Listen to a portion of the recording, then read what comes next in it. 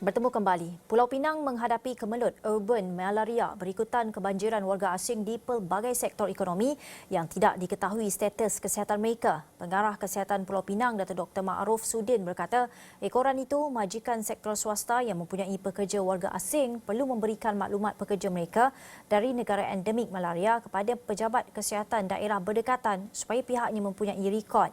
Bagi mengulas mengenai isu ini, kita bersama di talian adalah pakar kesihatan awam Profesor Madya Dr. Malina Osman. Selamat tengah hari, Prof. Ya, selamat tengah hari, Cici. Prof, mungkin Prof boleh ulas pada awalnya ini bagaimana sebenarnya melihat kepada realiti ancaman malaria di Malaysia? Secara umum, malaria di negara kita tidak seperti mana 20-30 tahun lepas. Ya. Maksudnya pada ketika itu memang banyak kes malaria dilaporkan. Tapi pada hari ini, kita dapati bahawa taburan kes malaria tertumpu kepada tempat-tempat tertentu yang mana mungkin ada malaria yang disebabkan oleh jangkitan daripada haiwan, ya, seperti monyet disebut malaria nolisai, dan juga jangkitan malaria bandar ni ataupun disebut urban malaria. Dan urban malaria ni banyak melibatkan pekerja-pekerja asing yang masuk ke negara kita. Dan diketahui ya mereka ni mungkin tidak disaring sebaik-baiknya sehingga menyebabkan berlakunya wabak di suatu tempat. Yang kita perlu ingat ialah Malaysia kita ni sentiasa mempunyai vektor nyamuk, ya, iaitu nyamuk Anopheles yang bersedia untuk menularkan penyakit malaria. Jadi pada keadaan-keadaan yang mana ada individu yang membawa parasit itu ke suatu tempat, maka penyakit berkenaan boleh dijangkitkan kepada penduduk tempatan. Dan juga Prof, apa mungkin langkah yang perlu dilakukan ketika ini bagi membendung kes malaria di negara ini? Okey, kita mempunyai sistem, ya, iaitu sistem saringan melalui FOMEMA, ya, kalau saya tak silap. Namun ada juga keadaan di mana kadang-kadang sebahagian daripada mereka yang datang ke negara kita ni mungkin lewat ataupun tidak melalui saluran-saluran tertentu sehingga menyebabkan mereka tidak dapat disaring sebaik-baiknya. Yang kita perlu tahu ialah dalam malaria ni, kitaran parasit tu agak complicated dan ada satu keadaan yang mana seseorang individu tu nampak sihat tapi ada parasit dalam badan mereka itu sehingga boleh menyebabkan ia dijangkitkan oleh vektor nyamuk sedia ada. Jadi saringan kesihatan memang perlu dilaksanakan bagi membolehkan mereka-mereka yang tidak mempunyai gejala ni dapat dikesan awal. Dan kalau mereka ini dapat dikesan, maksudnya kita dapat mencegah daripada ianya ditularkan di peringkat masyarakat tempatan. Dan di samping itu juga saya menasihatkanlah semua, ya, penduduk tempatan, ya, menjaga kebersihan alam sekitar, ya, sebab kita tahu bahawa nyamuk Anopheles ni boleh membiak di tempat-tempat yang agak luas, ya, dan ia banyak spesies yang bertanggungjawab boleh menularkan malaria ini dan tidak seperti nyamuk Aedes hanya terhad kepada air yang bersih sahaja, tapi nyamuk Anopheles ni boleh membiak dalam banyak keadaan-keadaan sekitaran. Jadi perlu jaga kebersihan sekitaran dan dalam masa yang sama kalau misalnya kata ada masalah kesihatan perlu mendapatkan perawatan daripada tempat yang terdekat. Dan satu lagi saya juga mengesyorkanlah, ya, sekiranya pekerja-pekerja asing ni kita mungkin ada polisi lah untuk memberikan mereka ubat, ya, anti malaria tertentu yang disebut kemoprofilaksis bagi mengelakkan jangkitan. Dan satu lagi di tempat pedalaman, ya, orang asli sebelum ini kita menggunakan kelambu berubat, ya, maksudnya untuk mengelakkan daripada nyamuk digigit nyamuk dan sebagainya, dan ini juga adalah salah satu strategi yang boleh dilaksanakan bagi mengelakkan tularan di peringkat tempatan. Prof, kalau kita lihat juga bagaimana kalau Prof boleh mengulas jangkitan malaria di Malaysia ketika ini, kita tahu ada beberapa tempat di Malaysia yang ada peningkatan drastik.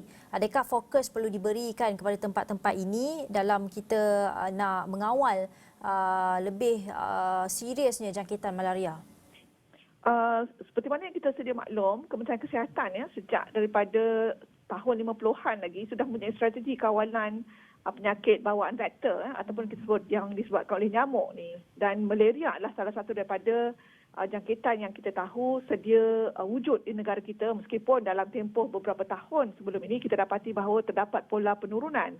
Namun demikian terdapat satu pula jenis malaria, itu disebut malaria nolisai yang disebabkan oleh tularan daripada haiwan, ya, monyet, ya, dan ini didapati berlaku di setengah-setengah tempat sehingga menyebabkan wabak, ya, di samping juga malaria yang sedia ada disebabkan oleh pergerakan ataupun migrasi pekerja-pekerja asing. Jadi apa yang kita boleh lakukan ialah menerusi polisi sedia ada. Saya yakin pejabat kesihatan daerah melalui pelbagai agensi mereka melakukan aktiviti dari masa ke semasa, melakukan survey jentik-jentik untuk memastikan jenis nyamuk dapat di bendung populasinya di sekitaran, dan dalam masa yang sama juga kita perlu mengingatkan warga tempatan untuk berhati-hati, sentiasa menjaga kebersihan alam sekitar. Jangan hanya menumpukan kepada jangkitan denggi sahaja, tapi kalau tak jaga kebersihan alam sekitar, anopheles mungkin juga boleh membiak sehingga menyebabkan boleh berlakunya wabak. Dan dalam masa yang sama, saya berpendapat perlu ada ketegasan undang-undang untuk mengawal atau pergerakan pekerja asing dari masa ke semasa, dan langkah-langkah yang lebih tegas perlu dilaksanakan kepada majikan yang menggajikan mereka bagi memastikan semua mereka sihat dan tidak mendedahkan penduduk tempatan terdedah kepada risiko jangkitan malaria.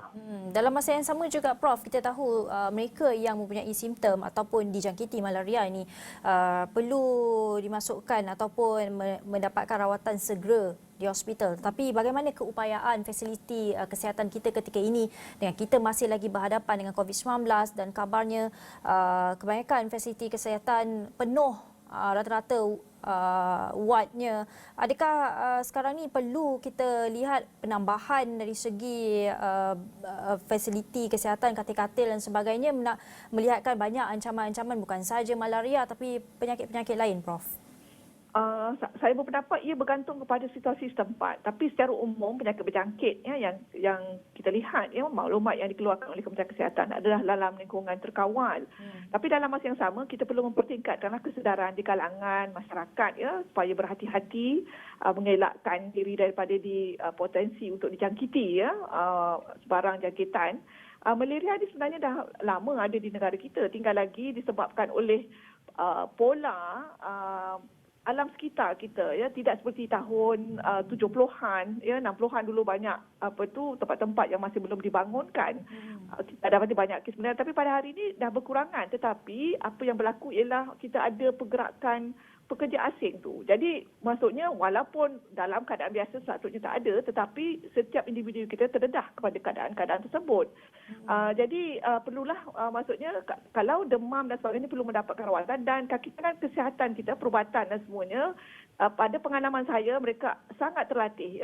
Mana-mana pesakit yang demam biasanya akan disaring. Salah satu saringan yang akan dilaksanakan ialah ujian untuk mengesan malaria, dan sekiranya mereka didapati positif, rawatan akan diberikan segera, dan sebahagian besar daripada mereka ini boleh dirawat sebagai pesakit luar. Hanya individu tertentu sahaja yang perlu dimasukkan ke hospital. Jadi dari segi kesiapsiagaan itu pada pandangan saya tidak ada isu yang besar, tetapi warga negara semua penduduk tempatan dan juga mereka yang datang ke negara kita perlu diperingatkan tentang potensi jangkitan malaria ini.